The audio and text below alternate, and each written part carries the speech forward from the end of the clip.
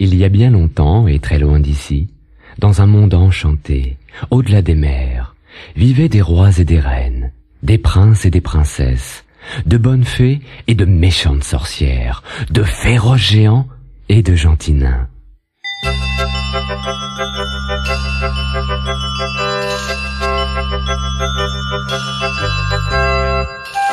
Ouvre ton album, écoute bien et rejoins toi aussi le monde magique d'Il était une fois. Dès que tu entends, tourne la page.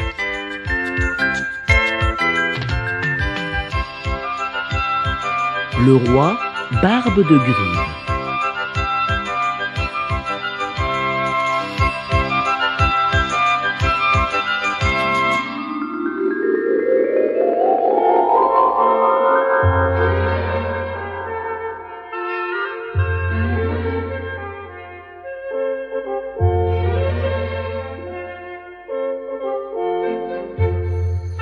Il était une fois un roi qui avait une fille très belle en âge de se marier.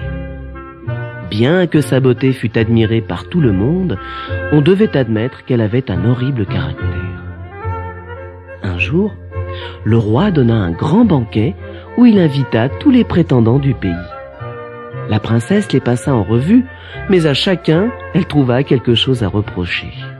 « Celui-ci est gros comme une barrique !» dit-elle en dévisageant le premier soupirant. « Et lui, on dirait une grande perche !» fit-elle en toisant le second. « Quel microbe !» minauda-t-elle devant le troisième, qui, il est vrai, était étonnamment petit. Le quatrième était très pâle. « Toi, tu es blanc comme un fantôme !» constata-t-elle avec mépris. Le cinquième était roux. « Bonjour, poil de carotte !» s'exclama-t-elle en se détournant.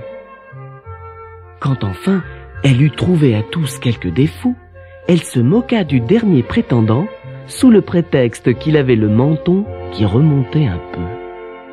C'était pourtant un roi très respecté, jovial et d'une grande bonté. « Celui-là, il a la barbe en bec !» lança-t-elle en s'esclaffant. Et ce roi, depuis lors, fut surnommé Barbe de Grive.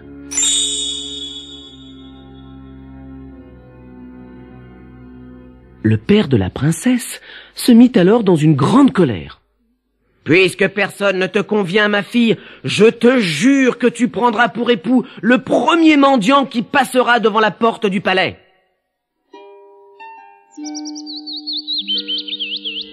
Le lendemain, un pauvre musicien vint chanter sous les fenêtres du château. Dès qu'il l'entendit, le roi donna l'ordre qu'on le fît monter. Le pauvre homme chanta devant le roi et sa fille, et quand il eut fini, demanda une modeste aumône. « Mon brave, ta chanson m'a tellement plu que je vais te donner ma fille comme épouse, » répondit le roi. « S'il vous plaît, papa, non !» supplia la princesse. « Je ne peux pas vivre avec un mendiant !» Mais le roi coupa court en disant « J'ai juré que tu prendrais pour époux le premier mendiant qui se présenterait à ma porte. Sache, ma fille, qu'un roi n'a qu'une parole. »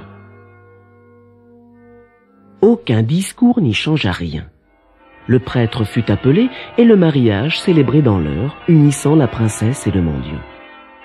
Après la bénédiction, le roi dit à sa fille: « Maintenant tu dois quitter le palais et aller vivre avec ton époux. Va donc et suis ton mari, puisque tel est ton devoir. » Ainsi donc, le mendiant emmena la princesse. En passant dans une grande forêt, elle demanda à son nouvel époux: « Cette belle forêt, à qui appartient-elle ?»« C'est au roi Barbe de Grive, ma belle. Si tu l'avais épousé, toute cette belle forêt serait à toi. »« Quel malheur !» pensa la princesse. « Je commence à regretter de ne pas avoir épousé le roi Barbe de Grive. » Un peu plus tard, ils quittèrent la forêt pour entrer dans une magnifique plaine verdoyante et fertile. Et là encore, elle demanda: « Qui possède cette belle campagne ?»« Toujours le roi Barbe de Grive, ma belle. Si tu l'avais épousé, toute cette belle campagne serait à toi, » répondit le mendiant. « Quel malheur !» se plaignit la princesse, qui commençaient à regretter sérieusement de s'être moqués du bon roi. Ils arrivèrent enfin devant une minuscule maison. Mon Dieu, jamais je n'ai vu maison aussi petite. À qui appartient-elle? Demanda la princesse. Et le musicien répondit. Ceci est notre maison, ma belle. C'est là que nous allons vivre tous les deux. Mais où sont les serviteurs? Je ne peux pas vivre sans serviteurs, rétorqua la princesse. Pourquoi aurait-on besoin de serviteurs? Lui fit remarquer le mendiant. Ce que tu veux avoir, c'est à toi de le faire. Et tu vas commencer par allumer le feu et remplir la marmite pour cuire le dîner. Mais la princesse ne savait ni allumer un feu, ni faire la cuisine, et le mendiant dut l'aider. Après leur maigre pitance, ils allèrent se coucher. Mais le lendemain, dès l'aube, le mendiant la fit lever pour qu'elle fasse le ménage. Bon gré mal gré, la princesse apprit à nettoyer le carrelage, à cuisiner et à faire la vaisselle. Or, une semaine plus tard, il ne restait rien dans le garde-manger. Le mendiant commença à se faire du souci et dit à sa jeune épouse. « Femme, nous ne pouvons pas continuer comme cela. On ne peut pas toujours manger et ne rien gagner. Tu vas apprendre à tresser des paniers. » Puis il sortit couper de l'osier et lui en rapporta une énorme brassée. La princesse commença à tresser, mais les brins étaient durs et ses mains délicates s'y blessèrent. Elle n'avait pas encore l'habitude de travailler. « Je vois que cela ne va pas, » dit le mendiant. « Je vais plutôt t'apprendre à filer, ce sera plus facile. » Mais quand elle essaya de filer, la rudesse du fil eut au fait de lui abîmer les doigts qu'elle avait tendres et fragiles. « Tu n'es vraiment bonne à rien, » constata le mendiant dépité. « C'est bon, on va essayer de lancer un commerce de poterie. Tu iras au marché et tu vendras des pots, des cruches et des ustensiles de cuisine. »« S'il te plaît, non !» supplia la princesse. « Si les gens me voient au marché, ils vont tous se moquer de moi. » Mais le mendiant n'écouta pas sa femme. « Ma belle, si tu ne travailles pas, nous allons mourir de faim, » répondit-il sur un ton sévère.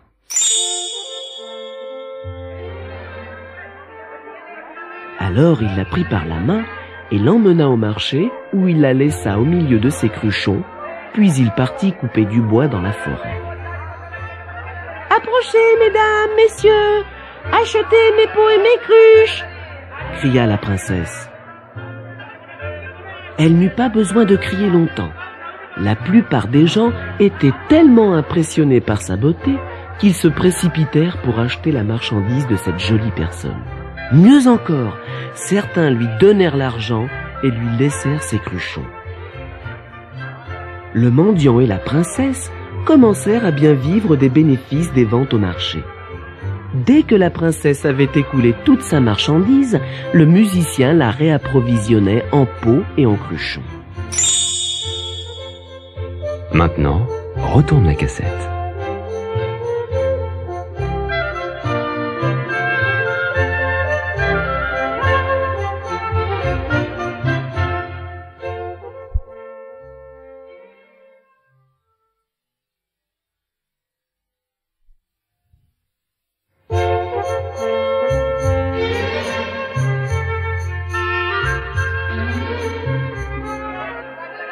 Mais un matin, alors qu'elle venait d'installer son étal au bord du trottoir, le cheval d'un cavalier ivre piétina et mit en 1000 morceaux toutes les poteries.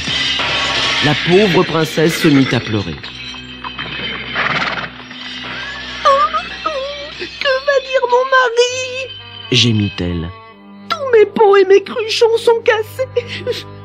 Nous allons mourir de faim. »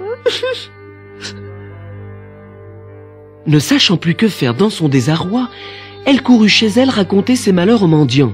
« Mais aussi, quelle idée d'aller t'installer juste au bord du trottoir avec de la poterie !» s'écria-t-il mécontent. « Et arrête de pleurer, il est évident que tu n'es bonne à rien.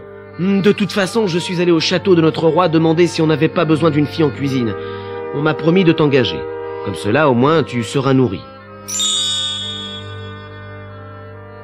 Ainsi donc, la princesse devint fille de cuisine et dut faire les plus bas travaux. Les autres servantes étaient gentilles avec elle, mais sa vie était triste et elle devint mélancolique. Oh, comme j'aimerais retourner au palais de mon père et vivre comme autrefois, soupirait-elle souvent. Peut-être que si j'avais été plus gentille avec les gens, je ne serais pas devenue une pauvre servante. J'ai été bien punie de mon arrogance. Elle ne gagnait pas d'argent, mais chaque soir, elle pouvait remplir 2 casseroles avec les restes du dîner et rapporter à la maison ce repas qu'elle partageait avec son mari. Quelques mois plus tard, le bruit courut que le fils aîné du roi allait venir rendre visite à son père. Il paraît qu'il va se marier avec une très belle princesse, racontaient les villageois. Le jour de la réception, les invités arrivèrent tous plus beaux les uns que les autres. La pauvre princesse monta jusqu'à la porte de la grande salle du festin pour y jeter un coup d'œil. Devant tant de splendeur, elle songea avec douleur à son triste destin. Elle savait qu'elle était trop pauvre pour être invitée. De toute manière, elle ne connaissait même pas le roi pour qui elle travaillait. Lorsque le festin commença, la princesse se cacha derrière la porte pour humer le fumet des plats qui ne cessaient de défiler. Au passage, les serviteurs ne manquaient pas de lui donner gentiment quelques restes à rapporter chez elle.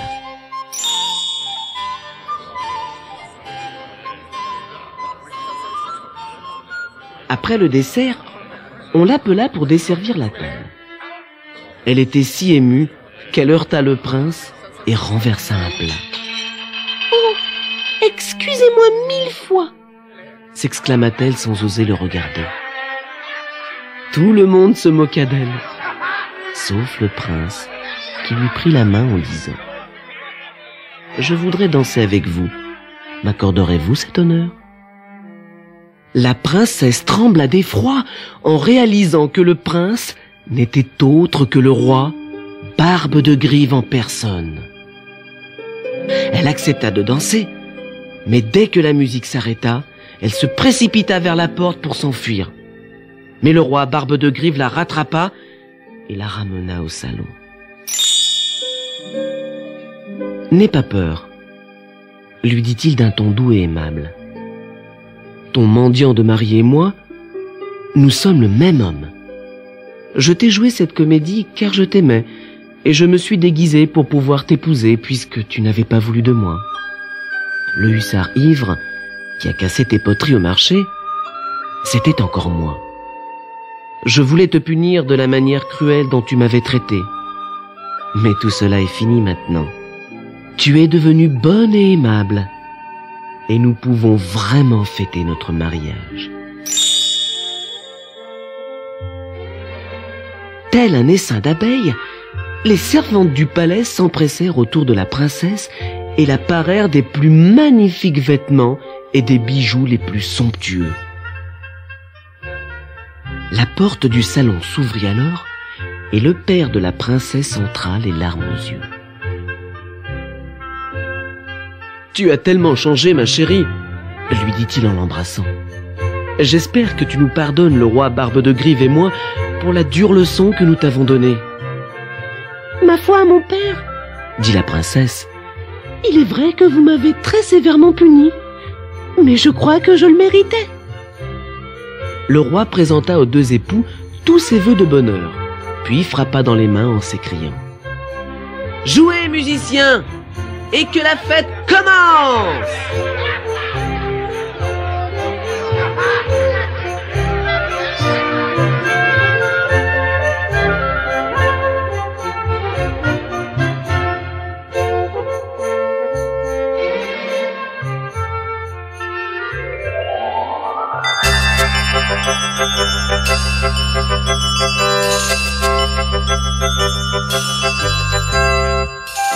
N'oublie pas ton prochain rendez-vous avec Il était une fois. tu découvriras l'histoire extraordinaire des 3 vœux.